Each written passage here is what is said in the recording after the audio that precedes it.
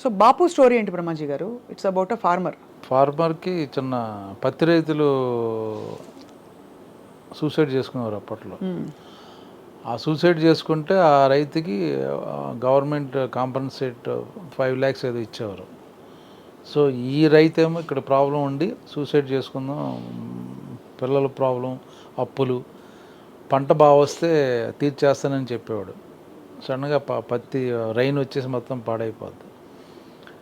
Suicide try చేస్తాడు attempt చేయడానికి. ఎందుకంటే ఓ 5 lakhs వచ్చినాయి వాళ్ళ ఫ్రెండ్కి ఎవరికో అనుకుంటే అది ఫెయిల్ అవుద్ది. అది తెలుసు ఫాదర్, ఎందుకు నువ్వు ఎలాగా, నీకు చాలా ఫ్యూచర్ ఉంది, నాకు టైం అయిపోయింది, 2-3 ఏళ్ళలో కదా నేను ఉండేది, నేను పోతాలేరా అంటాడు. అక్కడి నుంచి స్టోరీ స్టార్ట్ అవుద్ది.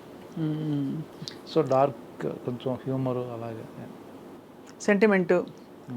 చివరికి ఎలాంటి ట్విస్ట్ ఇచ్చారు? అది మీరు 21వ తారీఖు రిలీజ్ అవుద్ది. కానీ గొప్ప విషయం బ్రహ్మాజీ గారు, మీరు అలా నాకు రెమ్యునరేషన్ వద్దు, నేను ఫ్రీగా చేస్తానని చెప్పడం. ఐ వండర్ ఎందుకు అంత మూవ్ అయిపోయారని. అది ఎక్కువ హైలైట్ చేయకండి. అంటే మళ్ళీ వచ్చేవాళ్ళు కూడా ఇదే విధంగా వస్తే మిమ్మల్ని అడుగుతారని కదా.